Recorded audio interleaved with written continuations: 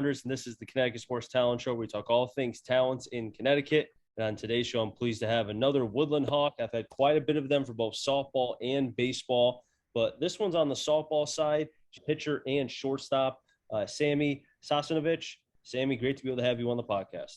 Thank you for having me. I'm excited. I was just glad I was able to get your name right. I know when I talked to Kylie, when I had her on, I was asking, how do you say Sammy's last name? And then when she said it, I was like, oh, it's actually not that bad. No, it's really not.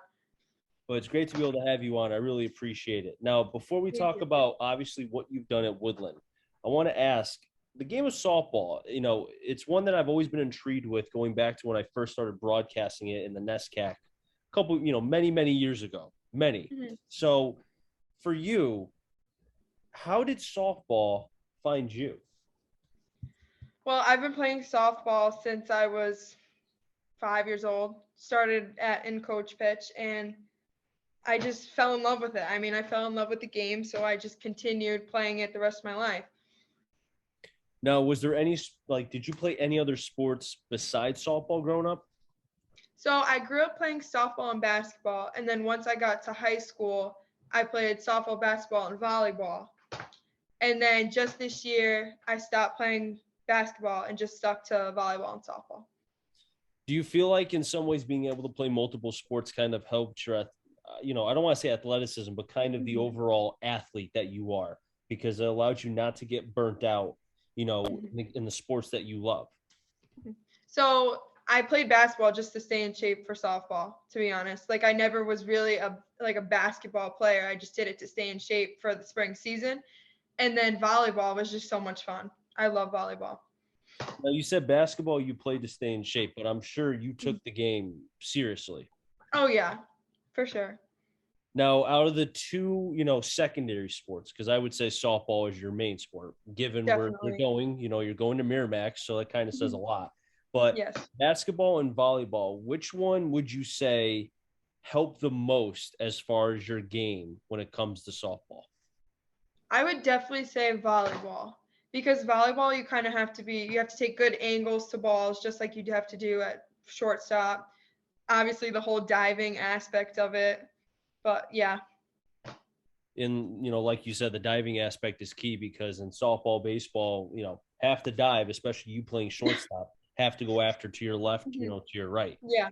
Now, when you were growing up, did you ever, was softball kind of like something where you felt like you could potentially take it somewhere at a young age? Or was it something where, I just like playing, it's fun, and then who knows? Since I could remember, I've always wanted to play Division I softball. When you're in elementary school, you always want to say, oh, I want to be a Florida Gator. That was me. I wanted to be a Florida Gator. So now that I have the opportunity to play Division I softball, I mean, it's great. And like you said, it's one of the biggest things, everybody, I think all kids could relate, or even adults could relate, that, oh, I want to be a New York Yankee. I want to play for UConn. But 90-something% of us can't do that because of whatever the case may be. But you having the opportunity really speaks volumes to your talent and also your ability as well, both on and off the field. Now, you talk about wanting to play Division I. It's, Division II, Division III, respectful enough, are good, but Division I's a different ball game. Now, when you were, going through the ranks and through the, as you were growing up, within the game, what kind of things were you doing to prepare yourself for potentially playing at a high level one day? So I didn't care if I was playing Division III, 2, or 1. I knew it's the next level of softball. I mean, who's going to pass that up? So playing Division I is just a dream come true. When you were, to go back to the question, when you were doing your workouts or whenever you were training, were you kind of structuring it in a way where, if you had a chance to play at a high level, that you'd be prepared and there wouldn't be as much of a learning curve if you were to play Division I? So the travel program that I play for right now is actually preparing us for next level softball. So that Softball U. So Softball U has been preparing us, for me personally, for 3 years now. So once I get to college, it won't be so hard of a transfer. Now, I want to go back really quick, a little bit farther back to one of the questions I asked before about when you were kind of coming through the pipeline and such, and Mhm, you saying how much love playing softball, even wanting to play Division One, at a young mhm. age. Uh, were you someone that was watching softball on TV at a young age as well? Of course, I watch softball. I'm watching the College World Series coming up. I watch baseball. I'm a huge Red Sox fan, so I grew up watching it all. You had to be a Red Sox fan. Yep. Had to be. Now, football? You watch football? Yep, Patriots. Had to be a Patriot. Okay, go Patriots. So, are you a Bruins fan too? Yep, and Celtics. Oh yeah, the Celtics play tonight. Yep. Mhm. Okay, I'll let the Patriot thing go by, but the Red Sox I can't because I'm a Yankee fan. So Oh, okay. yeah, you've kind of given it to the Yankees a little too much, but that's neither here nor there. So you were saying that you watch softball. Was there a particular team? I know you mentioned the Florida Gators. Is that your softball team? Yep, for sure. Florida Gators. So you've kind of really watched them from a younger age. So when you were watching the game, did you ever try to mimic or do anything that they were doing, even at a young age as you were? The biggest thing that I really paid attention to was like their body language. Mhm. Like they weren't so tense and like tight. They were having fun and they were loose. So I try to incorporate that in my game also. Now, was that something that because you talked about not being tense, being loose, having fun? Mhm. I remember when I was talking to a pitcher who was actually from Connecticut. He goes to UConn. His name's Okay. Garrett Coe, and I Mhm. asked him kind of what have you learned from your first year to your second year, and he said the biggest thing was having a duck face, and he didn't mean the duck face that some people would think. He Mhm. what he meant was no matter if it's raining, sunny, windy, a duck has the same face. And he Mhm. said that, and his pitching coach, who's from Connecticut as well, said that regardless if you've given up 10 runs, 0 runs, there's runners on base, you could be throwing a Mhm. perfect game. Have that same face because you do not want to give away too much. I'm going to ask you that question. Do you try to keep the duck face in a sense all the time? Yes. Mhm. Especially when I'm on the mound, because if you're down, you don't want your body language to like take you over and stress yourself out. You want to try to get out of that situation and improve. Now, I want to go on to your time as far as with Woodland. Now, your freshman year, did you start out at varsity right away? So my freshman year, I actually lost because of COVID. So last year was my first year. Really? I Yes. I don't know why I forgot about that. So Mhm. so you losing your freshman year, which is huge in a sense, just because you don't have, the ability to be able to show, what you've done throughout your high school career to potential Mhm. college coaches at the time. Um, how did you handle that mentally? Because it had to be straining. Yeah, I mean it was so disappointing because we knew we were gonna have a great team, Mhm. but that year we also didn't have any seniors, so we weren't losing anybody. So the next year we knew we were gonna be just as good, and then we came out fired up and ready to go. So your But sophomore year, were you starting at varsity at that time?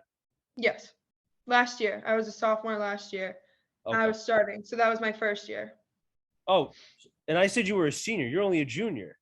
I'm a junior. Yeah, everybody confuses it. Oh, that's embarrassing. I said senior. Whew. Okay. One day I'm a sophomore, one day I'm a senior. It's okay. I'm used to it. All right, let's go back. Junior, I'll have to start this thing all over again. So I apologize. Junior. Okay, Wow, I yes. feel dumb. Okay, so that explains everything. Now, because I was like, Mhm. wait, senior losing? Oh, junior makes sense. Yes. So last year being sophomore year and then being able to play up at the varsity level, uh, that had to be because I know obviously the game, the season was one to remember. Phenomenal. Yeah. I know the final game was not won in the semis, but and we'll get into that in just a little bit. Uh, just take me into that year because that was a fun team last year, and this team's It been was so good too. fun. But last year's team, I felt like was on the cusp of like greatness, and you guys have Yeah. continued that this year. So last year our seniors were amazing. They were so like fun to be around. And honestly, we had no intentions of going into the season undefeated and going into the state semifinal undefeated. So, I mean, what better season can you ask for? And that comes back to that whole playing loose thing and not playing because you're going to lose something. just playing to play basically, and And like, eventually get to yeah, that state title. exactly. And like you said, just play to play. And I've said this on broadcasts, and I don't mean it in a rude way, but Mhm. sometimes it's good to be young, naive, and dumb. And I don't mean dumb like dumb. I mean No, dumb I know. like Mhm. not knowing, wow, there's three, four, five, 600, 1,000 people around. The younger you are, you really don't know the expectation. So it's kind of like, you know what? Just go out and play. Have fun. Exactly. That's what I try to do. I try to just go out and play no matter what the score is, what kind of game it is, whether it's a state championship game or just another regular season game. So give me a grade on your sophomore year. Give me a grade on that, from an honest grade, from in the circle and then at the plate. Okay, so in the circle, I would say that was probably one of the best years I've ever had. I mean, the three Seymour games alone were insane, and I couldn't have asked for anything better. But at the plate, I would say this year I'm definitely much better than last year. Towards the end of the year last year, I started kind of going down and I was in a bit of a slump. But this year, I've stayed pretty consistent. So, Now, when you talk about the improvements that you've made at the plate, what exactly have you done to kind of, in your mind, in your opinion, kind of put yourself to that next level? Was it a mechanical adjustment? Was it maybe rotation? Was it hand placement? Talk to me about that. okay, so this year, like I said, I didn't play basketball this winter. Mm. So all winter it was reps and reps and reps and reps. And I didn't have that last year. All season I was playing basketball and didn't touch a softball till spring. So this year I was just taking reps and reps and I was ready for the spring season. So I think that kind of made a difference. It's scary to think that you playing multiple sports, which wasn't bad, and you Mhm. still were able to put up what you did last year. And now that you've, hung up the cleats, or not the cleats, but the shoes for good, to Mhm. focus more on the talent side, and like you said, the repetitions. Mhm. It's scary to think that there's so much, like, if you're able to make a leap from last year to this year, which was immense, I can only imagine what another year is going to look Yeah, like. And what 2 years, three, like, the sky's the limit. I know. I'm excited. I'm excited to see what happens during the winter and what happens the next spring season. I mean, you could throw 100. Imagine that. That'd be fun to I watch. wish. That would be fun to watch. I mean, what's the fastest pitch that's ever been thrown in softball? In softball, You know I this, would say college pitchers probably throw mid to high 60s. but is like, what's the highest? Is it like 70? I mean, has anybody ever thrown 75 from the circle? Yeah. I wouldn't say consistently, but I would say many pitchers have hit 70. Okay. I mean, I was about to say, I think like 70 to 75 is like 100 in baseball, I think, Yeah. give or take. You you don't really see a pitcher throwing 70 consistently in softball. Yeah, it's in baseball, everybody throws 100. I mean, Yeah. I remember when I played, I saw a dude throw 95 with heavy sink, and I Yeah. blinked, and I was like, okay, well, yep, okay, I'm done. So to go back to your time in the circle, because I feel like, as a former pitcher, it's fascinating to be able to talk about the game from, in my case, the mound, your case, the circle. Um, Yep. Sophomore to junior year, was there anything as far as setting up hitters that maybe didn't come easy, that now it is? Maybe pitch selection, maybe grips. Talk to me about that from your sophomore year to now your junior year. So the whole like knowing what to throw batters, I think that just came with experience. Like from I used my notes from last year to this year to kind of help me out. But as far as like spins and pitches and everything, it's pretty much exactly the same as last year. Well, you said you took notes. Yeah, we take notes on batters. Real now, is that Mhm. something that is a Woodland Hawk kind of like pitchers need to do, or Yeah. do you guys really? Yeah, Coach Letty takes down notes from the book and all that stuff, and then she'll write us down notes for big games, and then we could go scouting and take notes of our own if we needed to. So it's like pro scouting reports at the high school level. Pretty much, yeah. That's sick, and that explains why Woodland is Woodland. That explains everything. Sammy, it's great to be able to have you on the podcast. I really do appreciate it. Of course. As far as the team this year, 19-0, you play Crosby. If you defeat them, you'll be 20-0. I know, Yep. simple math. 19 plus 1, 20. It's like 2 equals 4. Wait, no, 2 plus 2 equals 4. But to talk about how this team has been, there has been some ups. You would say that the downs haven't been losses, but maybe, trying to Not our get exactly consistency. And there has been a lot of games that have been one-sided. So for you being one, and I think you are a leader, I think Kylie would agree, and I think other of the softball players would agree too. Thank you. Have you been able to, because I know it's got to be difficult to focus not just on the game aspect, but also being such a young leader. Have you been able to kind of do both, or is it still a learning process for you? I would say I can do both. I mean, I've kind of been a leader through all my years of playing travel softball. I mean, it kind of just comes naturally, I would say. So kind of like Tom Brady, it just oozes, right? Just oozes. I guess. I mean, I sure. had I had to say the Tom Brady because he used to play for the Pats. Patriots fan. Yeah, I mean, you guys seen more wins in 1 year than I've seen in my entire life for playoffs. So I'm being dead serious. I've seen like 3 playoff wins my entire life.